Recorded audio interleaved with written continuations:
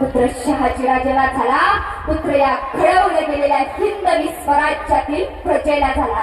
सगळीकडे सनई चौघडे वाजू लागले, संपले होते आणि त्यांना लढायला शिकवले होते, म्हणून शिवराय वगैरे असा तो ग्रँडर्स नावाचा इतिहास संशोधक म्हणतो। एवढंच नसून शिवरायांच्या विचाराबाबतीत एक छत्रसाल बुद्ध नावाचा बुद्ध खंडातला एक मावळा असतो, तो मराठी मावळा त्याचा बाप असतो चपतराय बुद्ध आणि ते चपतराय बुद्ध मात्र औरंगजेबाची चाकरी करत असतो आणि औरंगजेबाची केली माझं सर्व घरदार उद्ध्वस्त झालं तरी याच्या औरंगजेबाची चाकरी पुढे वारसा चालवतोय नाही, हे आम्हाला मान्य नाही। आणि कोण कुठे ते शिवाजीराजे स्वराज्यामध्ये स्वतःच्या जीवावरती स्वतःचं अस्तित्व स्वराज सुरू केले आहे, त्यांना कधीतरी आपण जाऊन भेटलं पाहिजे, गाठलं पाहिजे आणि त्यांच्यासोबत आपण मिळलं पाहिजे। म्हणून तो छत्रसाल बुद्ध स्वराज्यात येतो आणि स्वराज्यात येऊन राजेसोबत मिळाला, राजांना दम मुद्रा घातला आणि म्हणता झाला तो धन्य दिन संत दर्शना दिन गेला अनंत जन्माचा। ही जे वाणी आहे ना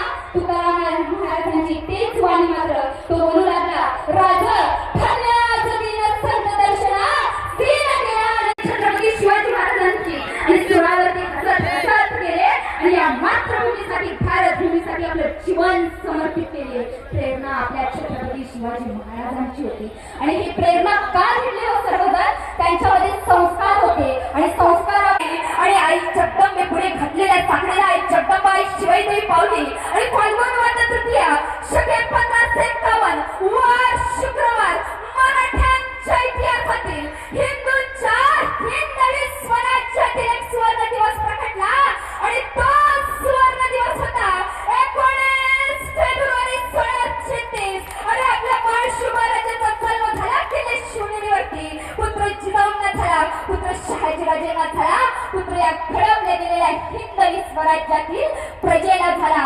विजयश्री विराजित